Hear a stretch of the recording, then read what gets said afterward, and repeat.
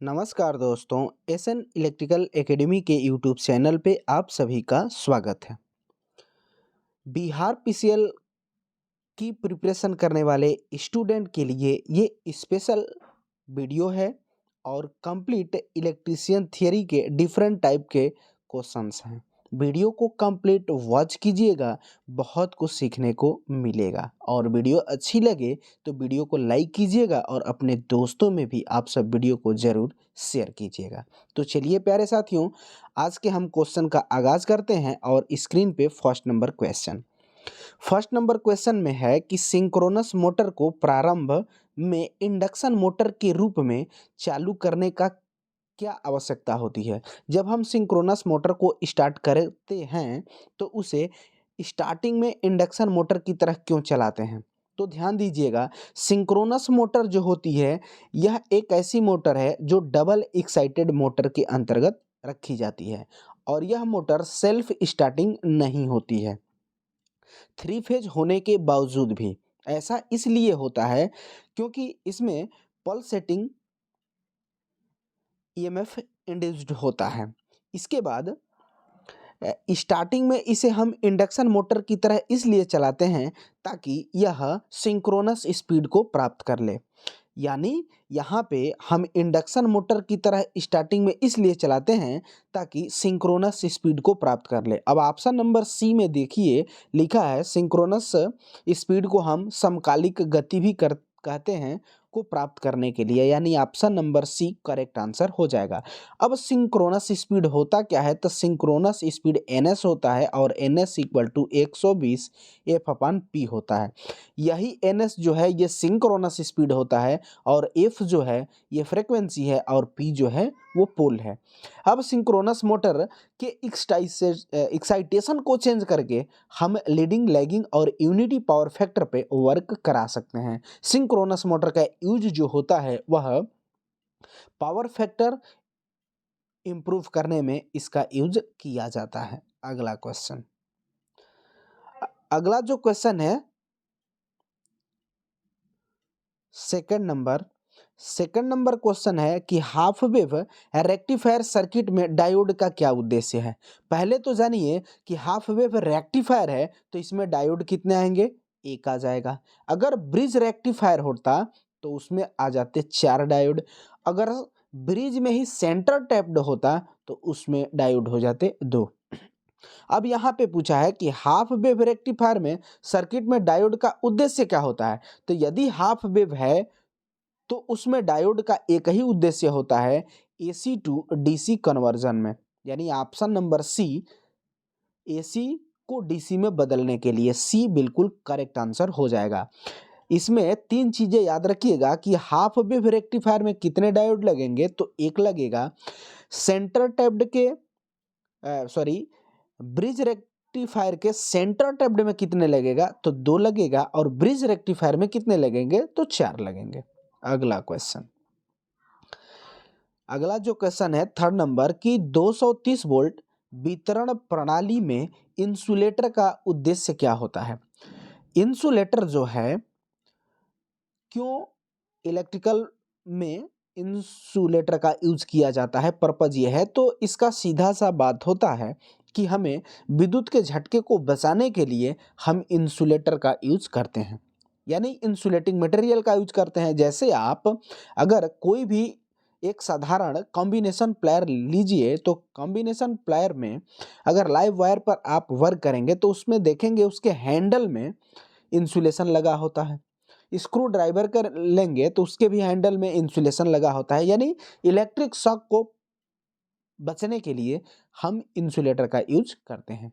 Option A में देखिए दिया है कि बिजली के झटके को रोकने के लिए। ऑप्शन नंबर ए बिल्कुल करेक्ट आंसर हो जाएगा। अगला जो क्वेश्चन है 4 नंबर की विद्युत प्रणाली में इन्वर्टर का प्राथमिक उद्देश्य क्या है। इन्वर्टर करता क्या है, तो इन्वर्टर क्या करता है, डीसी टू एसी करता है। इन्वर्टर का तो यही काम है, यानी ऑप्शन देखिए ए में डीसी टू एसी, यानी option number A correct answer हो जाएगा। अगला अगला जो क्वेश्चन है 5 नंबर की विद्युत परिपथ में मिनिएचर सर्किट ब्रेकर, इसी का फुल फॉर्म है एमसीबी का फुल फॉर्म होता है मिनिएचर सर्किट ब्रेकर, का प्राथमिक उद्देश्य क्या होता है। अब देखिए एमसीबी आया है तो एमसीबी का पहले फुल फॉर्म जानिए, मिनिएचर सर्किट ब्रेकर।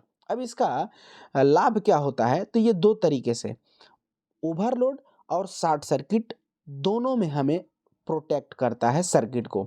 इसकी रेटिंग की बात किया जाए तो 5 एम्पियर से 60 एम्पियर होता है, अपडेट करके इसको 6 एम्पियर से 63 एम्पियर भी बना दिया गया है, और वोल्टेज जो होगा वह 240 वोल्ट हो जाता है।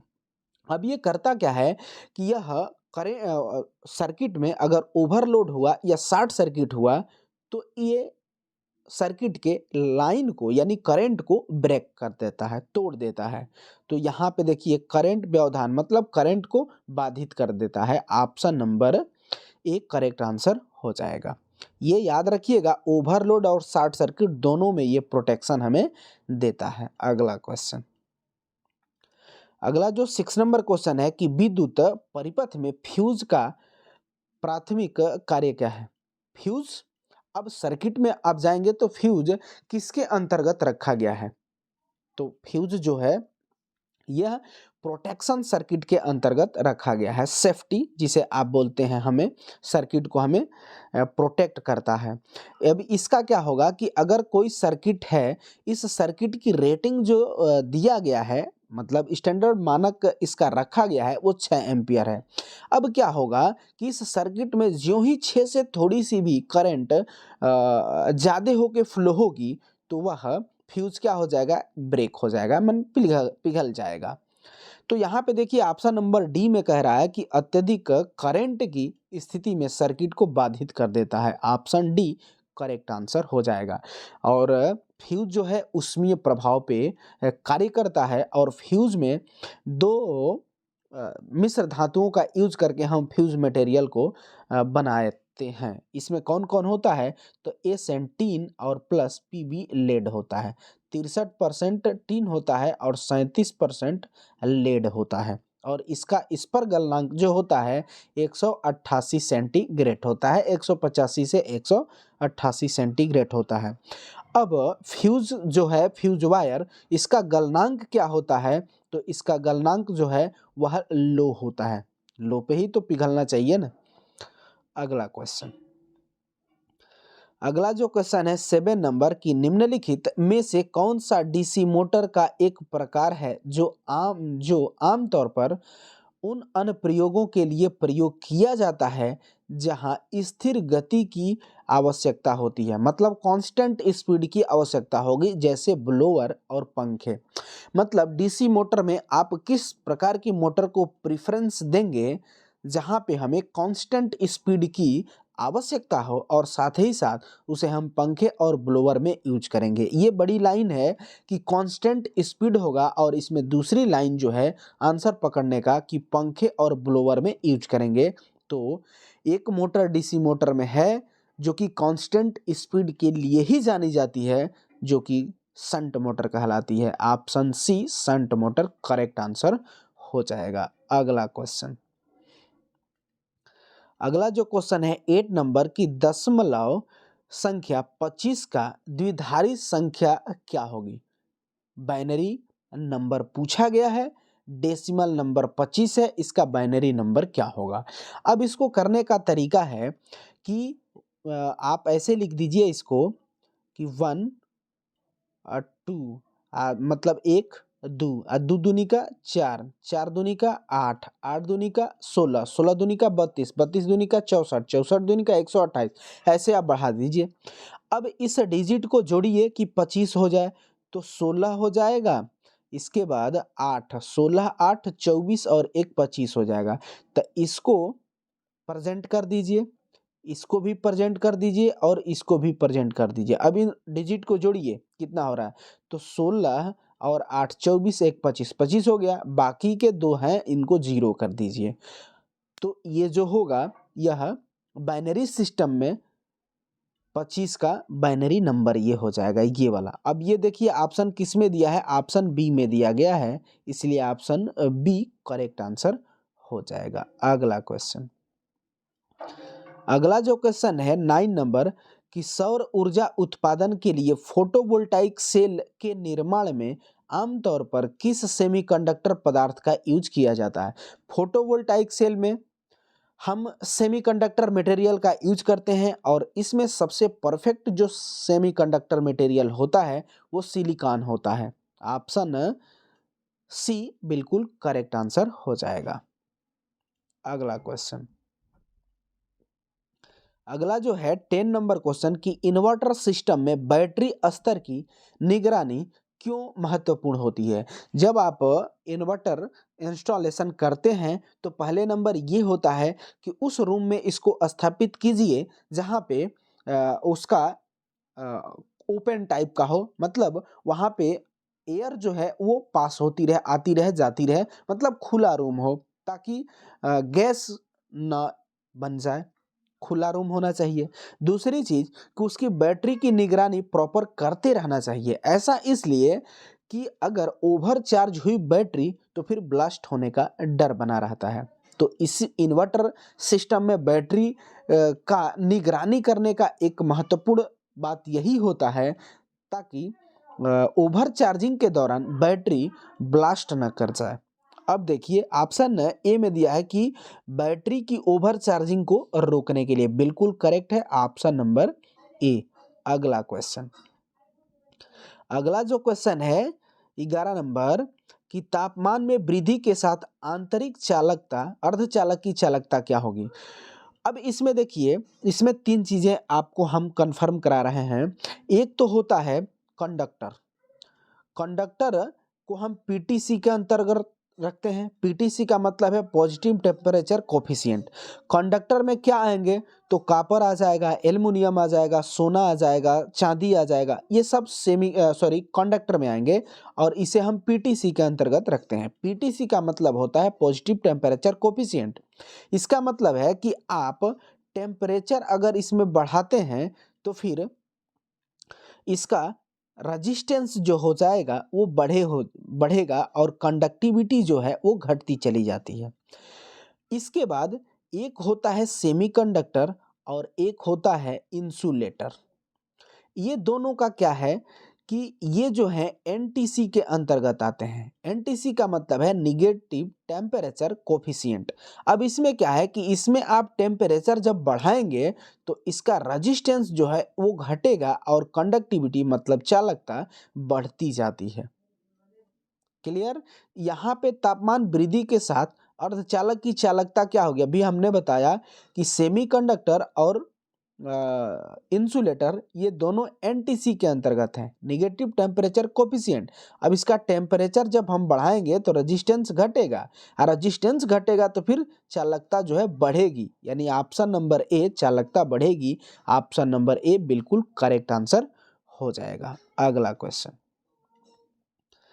अगला जो है 12 नंबर की विद्युत परिपथ में एमसीसीबी का प्राथमिक कार्य क्या है। यहाँ पे एमसीसीबी होना चाहिए, सी एक छूट गया है, इसको ध्यान दीजिएगा। एमसीसीबी इसका फुल फॉर्म क्या है तो मोल्डेड केस सर्किट ब्रेकर होता है। मोल्डेड केस सर्किट ब्रेकर है। इसकी करंट एम्पियर की रेंज की बात किया जाए तो 25 एम्पियर से लेकर के 2500 एम्पियर तक करंट रेंज होती है। एमसीबी का ये अपडेटेड रूप होता है एमसीसीबी। अब ये क्या करता है कि यहाँ पे एमसीसीबी का प्राथमिक उद्देश्य क्या है तो एमसीबी या एमसीसीबी दोनों का एक ही प्राथमिक उद्देश्य है कि ओवरलोड और शॉर्ट सर्किट से सर्किट को प्रोटेक्ट करना, प्रोटेक्शन प्रदान करना। अब यह चीज यहाँ लिखा है कि ओवर करंट से प्रोटेक्शन देगा। जब सर्किट शॉर्ट सर्किट होगा तो क्या होगा, उसमें करंट बहुत तेजी से जाएगी। शॉर्ट सर्किट है, रेजिस्टेंस जीरो हो गया, रेजिस्टेंस शॉर्ट सर्किट में जीरो हो गया तो फिर करंट आइडियल के रूप में जाएंगे तो अनंत हो जाएगी। तो ओवर करंट हो गई ना, ज्यादा करंट हो गई तो उससे ये प्रोटेक्ट करेगा। Option number C correct answer है। और इसकी करंट रेंज जो है 25 एम्पियर से 2500 एम्पियर, इसको भी आप याद रखिएगा और इसका फुल फॉर्म भी आप याद रखिएगा। अगला क्वेश्चन, अगला जो क्वेश्चन है 13 नंबर की इलेक्ट्रिक इंस्टॉलेशन में प्रभावी अर्थिंग कनेक्शन बनाने के लिए आमतौर पर निम्नलिखित में से किस सामग्री का उपयोग किया जाता है। अर्थिंग बनाना है। अब अर्थिंग बनाना है तो इसमें प्राथमिक उद्देश्य ये होना चाहिए कि इसका रेजिस्टेंस हमें आइडियल में तो 0 रखना है, लेकिन फिर भी कितना रखना है तो मिनिमम से मिनिमम रखना है। अब आप ऐसे मटेरियल का चुनाव कीजिए जिसका रेजिस्टेंस मिनिमम से मिनिमम बनता हो और उसकी कंडक्टिविटी चालकता एकदम हाई हो। अब यहाँ पे आइए कि सबसे अच्छा कंडक्टिव मटेरियल जो है वह क्या है, तो वो एजी चांदी है। इससे थोड़ा सा कम क्या है तो कॉपर है। इससे थोड़ा सा कम क्या है तो गोल्ड है। और इससे कम थोड़ा सा क्या है तो एल्युमिनियम है। अब पहले तो है कि चांदी अच्छा कंडक्टिविटी है, लेकिन ये महंगा होने के चलते पॉसिबल नहीं है यूज करना। फिर ये कॉपर आएगा, कॉपर हम यूज करते हैं और अर्थिंग में बहुत इसका यूज किया भी जाता है। तो यहाँ पे हम कॉपर को प्रेफरेंस देंगे। ऑप्शन नंबर डी बिल्कुल करेक्ट आंसर हो जाएगा। अगला क्वेश्चन, हम चांदी का भी कर सकते हैं लेकिन कॉस्ट ज़्यादा हो जाएगी तो वो पॉसिबल नहीं है। अगला क्वेश्चन, अगला जो क्वेश्चन है 14 नंबर की हाफ वेव रेक्टिफायर की तुलना में ब्रिज रेक्टिफायर का उपयोग करने का क्या फायदा है। हाफ वेव रेक्टिफायर है, इसमें डायोड कितना लगेगा 1 लगेगा। ब्रिज रेक्टिफायर है, इसमें डायोड कितना लगेगा 4 लगेगा। अगर ब्रिज में सेंटर टैप्ड है तो कितना लगेगा 2 लगेगा। अब हाफ वेव रेक्टिफायर की इफिशियंसी की बात करेंगे, दक्षता, तो 40.6% होती है। और ब्रिज रेक्टिफायर की इफिशियंसी की बात करेंगे तो 81.2 होती है। तो फिर हम इसे यूज किस लिए किए, इफिशियंसी बढ़ाने के लिए। स्पष्ट रूप से आपको समझ में आ रहा होगा। यानी ऑप्शन नंबर ए में देखिए उच्च दक्षता के लिए, ऑप्शन नंबर ए बिल्कुल करेक्ट आंसर हो जाएगा। और ये क्वेश्चन पूछा गया है इफिशियंसी से भी, तो इसको भी आप जरूर याद रखिएगा। डायोड से भी प्रश्न बने हैं, इसको भी आप सब जरूर याद रखिएगा। अगला क्वेश्चन, अगला जो क्वेश्चन है 15 नंबर की डिजिटल इलेक्ट्रॉनिक्स के संदर्भ में ऑक्टल संख्या प्रणाली का आधार क्या है। ऑक्टल नंबर का बेस पूछा गया है, आपको आंसर करना है। तो देखिए बाइनरी सिस्टम है। अब बाइनरी सिस्टम है, इसका बेस क्या होता है, जिसे हम रेडिक्स भी बोलते हैं, तो 2 होता है। इसके बाद एक डेसिमल नंबर आता है, तो डेसिमल नंबर का आधार उसको हम रेडिक्स भी बोलते हैं, उसका कितना होता है तो 10 होता है। इसके बाद ऑक्टल संख्या आती है, ऑक्टल नंबर आता है, इसका बेस मतलब आधार या रेडिक्स कितना होता है तो 8 होता है। इसी तरीके से हेक्साडेसिमल संख्या आती है, उसका आधार या रेडिक्स या बेस क्या होता है तो 16 होता है। यहाँ पे ऑक्टल का पूछा है तो हम क्या देंगे 8 देंगे, यानी ऑप्शन नंबर ए बिल्कुल करेक्ट आंसर हो जाएगा। अगर बाइनरी का पूछा रहता तो 2 देते, डेसिमल का पूछा रहता तो 10 देते, ऑक्टल का पूछा ही है तो 8 दे ही दिए, हेक्साडेसिमल का पूछा रहता तो 16 देते। तो दोस्तों इस वीडियो में हम इतने ही क्वेश्चन को रखते हैं। वीडियो अच्छी लगे तो वीडियो को लाइक कीजिएगा और अपने दोस्तों में भी आप सब जरूर शेयर कीजिएगा। जो भी स्टूडेंट बिहार पीसीएल का एग्ज़ाम देने वाले हैं उन सभी स्टूडेंट के पास ये वीडियो आप सब ज़रूर प्लीज़ शेयर ज़रूर कीजिएगा और उनके पास ज़रूर पहुंचाइएगा। हम स्पेशल बिहार पीसीएल के एग्ज़ाम के लिए स्पेशल वीडियो बना रहे हैं, तो हर टॉपिक को कवर करेंगे। आप सबका सपोर्ट चाहिए, तो प्लीज़ वीडियो को ज़्यादा से ज़्यादा शेयर कीजिएगा, लाइक कीजिएगा और चैनल को आप सब सब्सक्राइब भी कीजिएगा। तो चलिए इस वीडियो में बस इतना ही, तब तक के लिए bye bye, take care, thanks for watching this video.